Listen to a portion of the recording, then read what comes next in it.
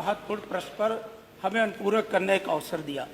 मानवर, जब से उत्तर प्रदेश के अंदर भारतीय जनता पार्टी की सरकार आई है, लगातार आउटसोर्सिंग को बढ़ावा देने का काम कर रही है। मानवर, लगभग 7-8 वर्षों में हमने कई बार प्रश्न लगाया था और माननीय संसदीय कार्य मंत्री जी ने समय समय पर उसका उत्तर भी दिया था। मानवर, हम यही तो कहना चाहते हैं कि आखिर जब सारे विभाग उत्तर प्रदेश में काम कर रहे हैं और बहुत से ऐसे आयोग बने हुए हैं, तो ना जाने नित्य नए नए आयोग बना करके सरकार बेरोजगारों को ठगने का काम करती है। मानवर, जहाँ तक आउटसोर्सिंग है, बाबा साहब ने जब संविधान सभा में कहा था कि भारत के अंदर एक बेहतर संविधान है, लेकिन ये सरकार की नीयत पर निर्भर करता है। यदि सरकार की नीयत अच्छी है तो अगर संविधान में कुछ प्रावधान नहीं प्रभावी होंगे तो भी सरकार की नीयत अच्छी होगी तो सरकार बेहतर काम करेगी। मानवर, यही तो हम सरकार से जानना चाहते हैं, आखिर आपके सामने वो कौन सी परिस्थितियां हैं जिसके कारण आप परमानेंट नियुक्ति नहीं कर रहे हैं। आपके पास आयोग हैं, बेसिक शिक्षा आयोग, माध्यमिक शिक्षा, उच्च शिक्षा आयोग, लोक सेवा आयोग, अधीनस्थ सेवा आयोग।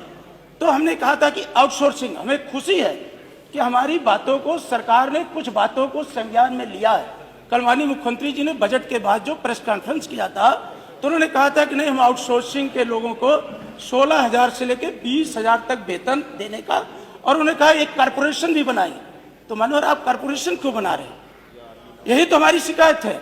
इस समय उत्तर प्रदेश में 9 लाख से ज्यादा आउटसोर्सिंग कर्मचारी, ये नगर विकास मंत्री जी, ऊर्जा मंत्री जी बैठे हैं, इतने योग्य विद्वान आदमी के रहते मानवर सबसे ज्यादा 96,486 तो आपके ऊर्जा विभाग में आउटसोर्सिंग है।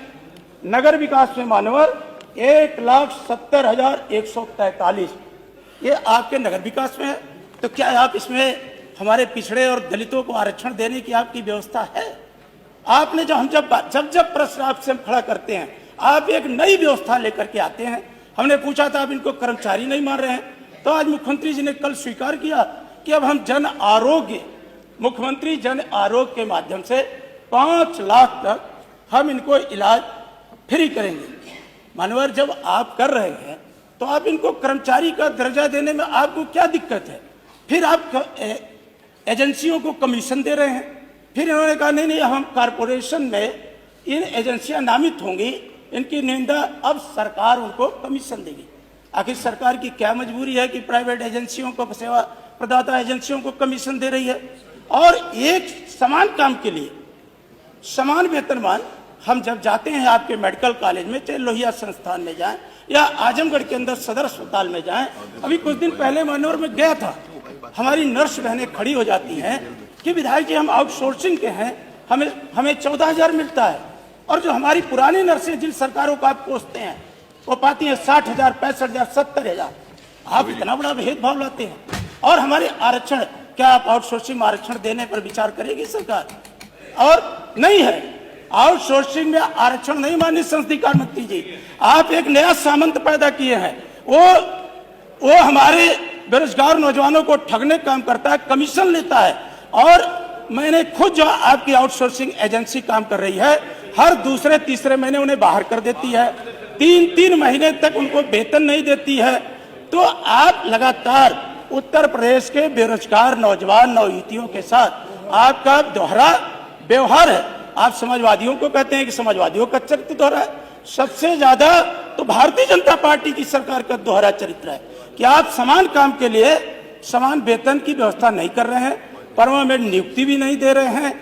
आप जब इतना बार हमने इस बात को उठाया तो कल माननीय मुख्यमंत्री जी ने स्वीकार करके माननीय मुख्यमंत्री जी ने वो एक आयोग गठित करने का बात कही है। और माननीय मुख्यमंत्री जी ने मान्यवर कहा कि हम सेवा प्रदाता एजेंसियां अपना पंजीकरण कराना होगा, प्राथमिक सीधे उनके खाते में जाएगी। चलिए, मैं आपका स्वागत करता हूं कि आपने व्यवस्था दिया। विभागों में विभाग कर्मचारियों को भेजेंगे, कितनी आवश्यकता है? आउटसोर्सिंग एजेंसियां, माननीय संसदीय कार्य मंत्री जी, मैं आपसे एक सीधा बात प्रश्न करता हूं कि जब आप सरकारी खजाने से इनको देते हैं पैसा एजेंसियों को, सेवा प्रदाता एजेंसियों को, तो आप इनको सरकारी संविदा क्यों नहीं कर देते हैं? क्या ऊर्जा विभाग, आपका स्वास्थ्य विभाग, पंचायती राज, 9 लाख से ज्यादा आज आउटसोर्सिंग कर्मचारी हैं। क्या सरकार इनको संविदा के आधार पर नियुक्त करके अस्थायी करने पर विचार करेगी? क्या जो हमें संवैधानिक व्यवस्था के तहत आरक्षण मिला है, क्या आउटसोर्सिंग एजेंसियों के माध्यम से आरक्षण व्यवस्था का पालन करवाएगी सरकार? मेरा है सीधा आपसे। और समान काम के लिए क्या समान वेतन देने पर सरकार विचार करेगी? मेरा सीधा सवाल आपसे है। अध्यक्ष जी,